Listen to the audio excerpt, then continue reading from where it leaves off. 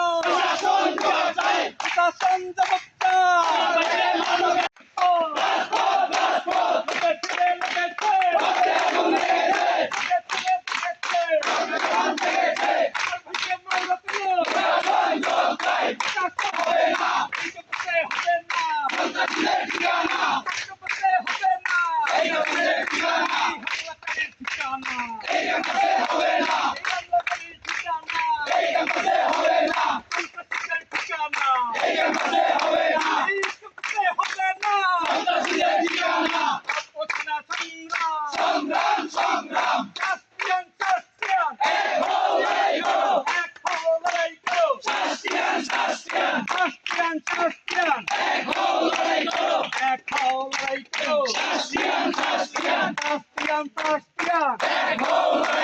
আমার ভাইয়ের উপর হামলা কেন?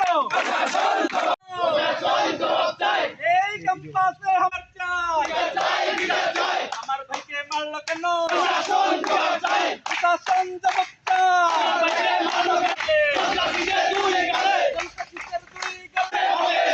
এই ক্যাম্পাসে হবে না। ক্যাম্পাসে হামলা কেন?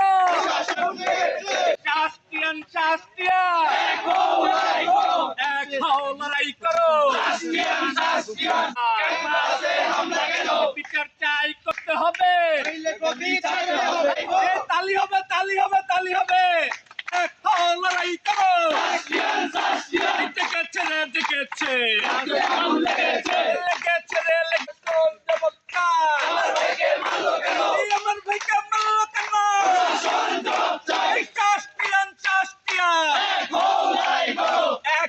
লড়াই করো। প্রশাসন জবাব চায়। সিসিটিভি ক্যামেরা থাকলে ওইটাও আছে, শিক্ষার্থীরাও আছে, ভিকটিমও আছে, হামলাকারীও আছে, সব আছে। ইমার্জেন্সি হিসেবে নেন, কারণ এই যে 9 বছরে আমার ক্যাম্পাস লাইফ আমি খুব কম দেখছি ছাত্রলীগও কোন শিক্ষার্থীর গায়ে এমন কারণে হাত তুলতে। এইটা যে শুরু হয়েছে 20 ধাপ উঠার সময় ভাঙতে হয় ভাঙলে, এইটা আমরা এত লম্বা করতে দিব না। সেটা যেই হোক, আমরা এটা লম্বা করতে দিব না। এটা দীর্ঘায়িত হবে, বিলম্বিত হবে।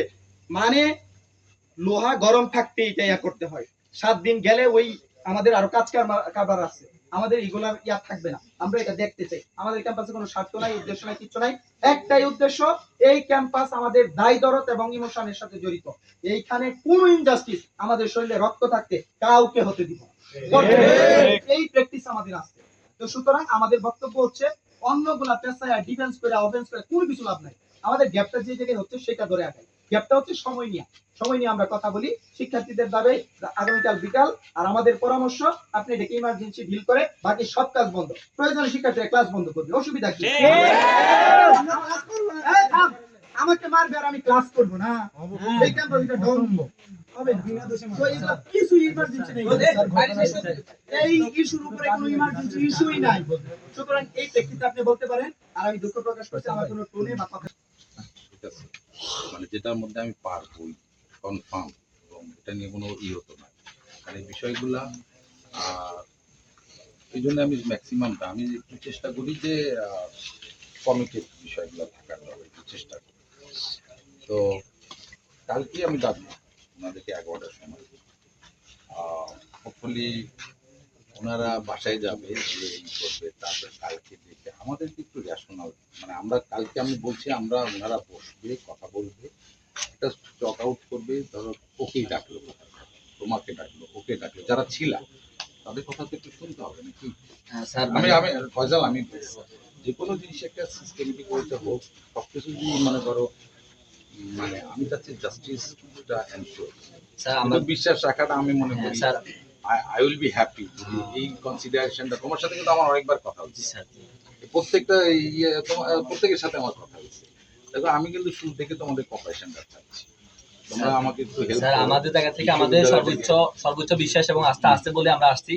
তো এখন আমাদের মনে হয় আমাদের দাবিগুলো মোটামুটি ক্লিয়ার। আমি তোমাদের আমাদের আরেকটা দাবি, ওরা আমাকে বলতেছে যে ওই প্রথম যেটা বলছিলাম যে কলেজের একাডেমিক যে নিরাপত্তা, তার যে ব্যক্তিগত নিরাপত্তা, সেটাও যাতে এনশিওর করা হয়।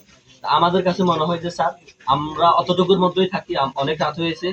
আজকের জন্য আপনারা আপনাদের অবশ্যই ডিসিশন নেবেন। আমরা বিচার প্রত্যাশী। আমরা মনে হয় আজকে এখানে শেষ করতে পারি স্যার। স্যার আমরা মনে হয় এখানে শেষ করতে পারি প্লিজ স্যার।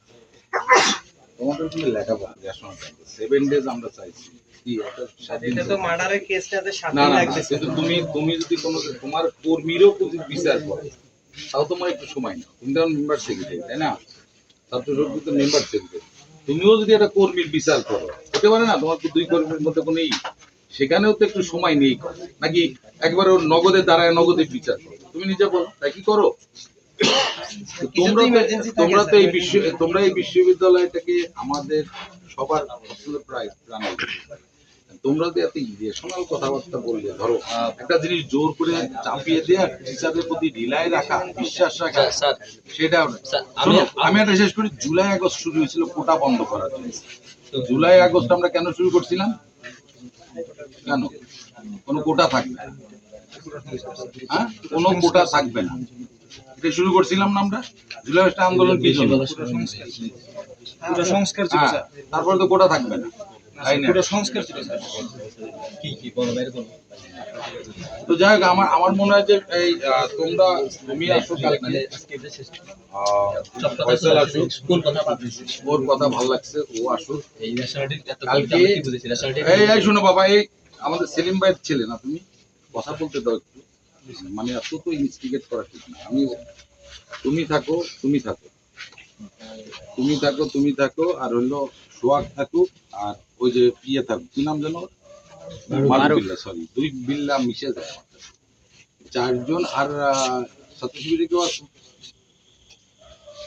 থেকে কালকে তোমরা একটু কমিটির সাথে একটু বসো, আমরা বিচার করবো, এটা 100%। স্যার তা আমরা যে আমাদের দুইটা দাবি একদম আমরা ক্লিয়ারলি বলে যাচ্ছি। তারপরে আমরা বিশ্বাস করি আপনার ছাত্রদের পক্ষে, এবং নাসিম ভাই এত সুন্দর করে বলছে, তারপরে আর আমাদের আর কারো কোনো কথা নেই। জাস্ট আমাদের দুইটা দাবি, এক নাম্বার দাবি হলো যে আগামীকালের মধ্যে ইমার্জেন্সি হিসাবে নিয়ে এই ঘটনার দ্রুত বিচার নিষ্পত্তি করতে হবে। আর আমাদের যে দ্বিতীয় দাবিটা, সেটা হচ্ছে যেহেতু এখানে একটা ওই ছেলেটার অতীত বেশ কিছু রেকর্ড রয়েছে এবং সন্ত্রাসবাদের মতো একটা কার্যক্রম ঘটেছে এবং মারাত্মকভাবে আহত, সেখানে মেডিকেল ডকুমেন্ট আপনারা নিজেরা প্রত্যক্ষদর্শী, সেই জায়গা থেকে আমরা এই ধরনের সন্ত্রাসী গোষ্ঠীর সাথে, ওই সন্ত্রাসী ছাত্রদের সাথে আর ক্লাস ভাগাভাগি করতে চাচ্ছি না। তো সুতরাং আমরা এমন দৃষ্টান্তমূলক শাস্তি চাচ্ছি যাতে এই ক্যাম্পাসের যে মান রয়েছে, যে সুনাম রয়েছে, সেটা অক্ষুণ্ণ থাকে। আশা করি আমি আমার দাবি ক্লিয়ার করতে পেরেছি। প্রশাসনের যে অংশটা এটার সাথে হ্যাঁ, জড়িত।